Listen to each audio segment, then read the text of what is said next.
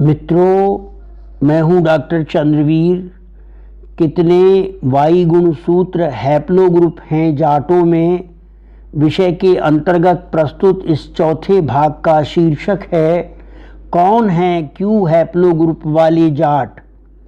किंतु इस आनुवांशिक विषय को भली भांति जानने समझने के लिए प्रसारित किए गए विगत के तीनों भागों को देखना सुनना आवश्यक प्रतीत होता है। सुउच्च ये है कि विगत के तीनों भागों में स्पष्ट कर चुके हैं कि भारत उपमहाद्वीप के हिंदू, मुस्लिम और सिख जाटों में 9 प्रकार के वाई गुणसूत्र हैप्लोग्रुप्स पाए गए हैं, जो विश्व के विभिन्न 9 भौगोलिक भूभागों से आवर्जित होने का आनुवांशिक प्रमाण है।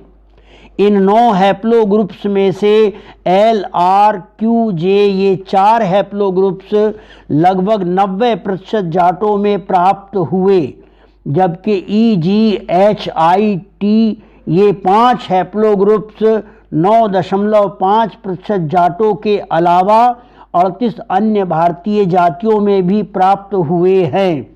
इस संबंध में मान्यता ये है कि ये 38 जातियां अतीत के विभिन्न कालखंडों में जाट समुदाय में सम्मिलित होकर अपने आप को जाट कहलवाने लगीं।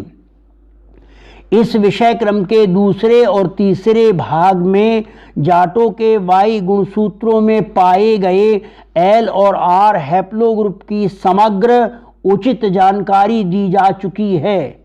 आइए अब आरंभ करते हैं इस विषय क्रम का चौथा वीडियो, जिसका शीर्षक है कौन है क्यों हैप्लोग्रुप वाले जाट तथा उनके उद्भव और प्रसार की वास्तविकता क्या है। भारत उपमहाद्वीप के जाट पुरुषों से लिए गए वाई गुणसूत्र के नमूनों में 15.6% क्यू हैप्लोग्रुप पाए गए, अर्थात 15.6% जाट पुरुष क्यू हैप्लोग्रुप से युक्त हैं। आनुवांशिक अनुसंधानकर्ता डेविड महल और मत्सोकस ने www.ncbi.nih.gov वेबसाइट पर उल्लेख किया है कि with its origin in Central Asia, descendants of Q haplogroup are linked to the Huns, Hephthalites, Mongols and Turkic people। अर्थात मध्य एशिया में उत्पत्ति के साथ क्यू हैप्लोग्रुप के वंशज हूणों, हेप्थलों, मंगोलों और तुर्क लोगों से जुड़े हुए हैं।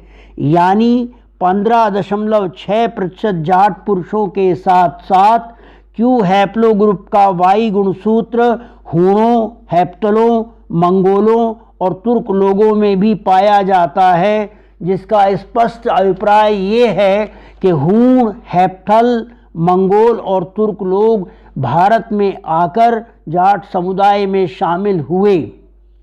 महल और मत्सोकस ने अपने आनुवांशिक अनुसंधान में क्यू हैप्लोग्रुप वाले मानवों के वर्तमान रिहायशी देशों का भी जिक्र किया है कि in Asia Q haplogroup is found in Turkistan, Uzbekistan, Kyrgyzstan, Kazakhstan, Azerbaijan, north Iraq, north Iran, Turkey, Mongolia and China etcetera.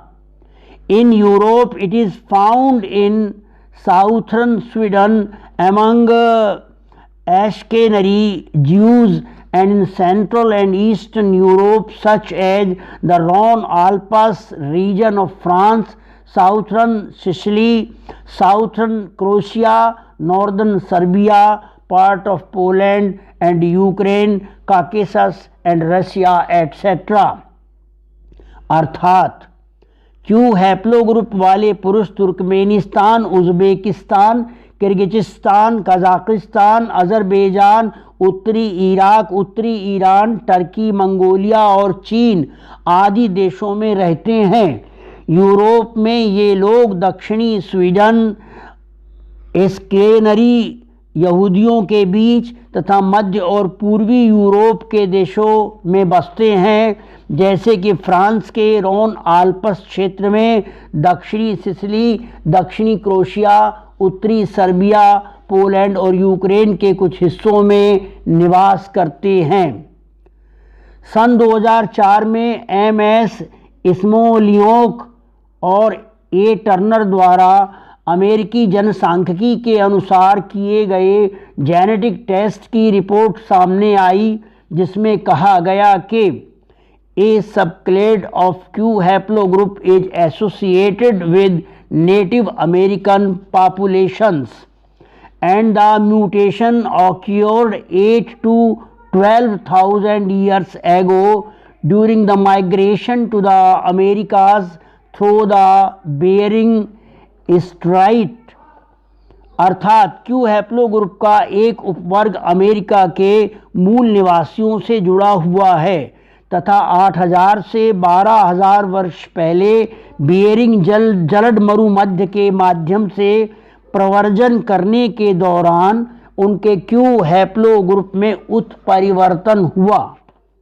मानव प्रवास का पता लगाने के उद्देश्य से डी लुई ने अमेरिकियों के डीएनए परीक्षण किए और रिपोर्ट www.hhmi.org/BIOINTERACTIVE वेबसाइट पर अपलोड की, जिसमें निष्कर्षतः कहा गया कि it is estimated that as few as 20 people may have founded the initial native population of the America's.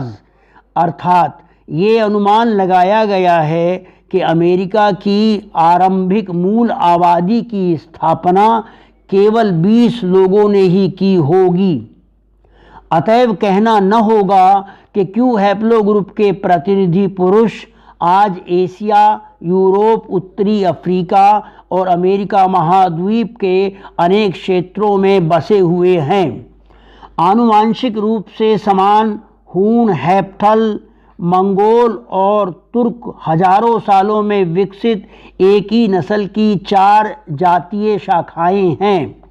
ईसा की 5वीं शताब्दी में हैप्तल की खिज्र जाति ने तोरमान के नेतृत्व में पश्चिमोत्तर भारत पर आक्रमण किया तथा अफगानिस्तान से कश्मीर तक अपना राज्य स्थापित कर लिया। भारतीय इतिहासकारों ने इन्हें श्वेत हूण की संज्ञा दी है। तोरमान के बाद मिहिरकुल भी एक प्रतापी और राज्य विस्तारक राजा हुआ।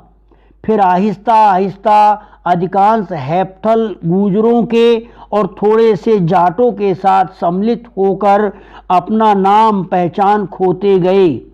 उसके बाद 7वीं शताब्दी के उत्तरार्ध में अरबों ने अफगानिस्तान, बलूचिस्तान, सिंध और पश्चिमी पाकिस्तान के जाटों का इस्लामीकरण किया। सन 1219 में चंगेज़ खान ने तथा सन 1383 में तुर्को मंगोल जनजाति के तैमूर ने आधिपत्य किया। आहिस्ता आहिस्ता उनकी बड़ी संख्या मुस्लिम जाटों में समाहित होती गई। उन्हीं के वंशज आज 15.6% जाटों के रूप में देखे जाते हैं। मित्रों, अगर आपको ये वीडियो अच्छा लगे तो लाइक कीजिए, शेयर कीजिए और अगर सब्सक्राइब न किया हो तो अवश्य सब्सक्राइब कीजिए ताकि अगला वीडियो सीधा आप तक पहुंच सके। इस वैज्ञानिक विषय क्रम का अगला वीडियो जे हैप्लोग्रुप की उत्पत्ति और इतिहास के संबंध में प्रस्तुत किया जाएगा। पूरा वीडियो देखने सुनने के लिए आपका धन्यवाद। नमस्ते।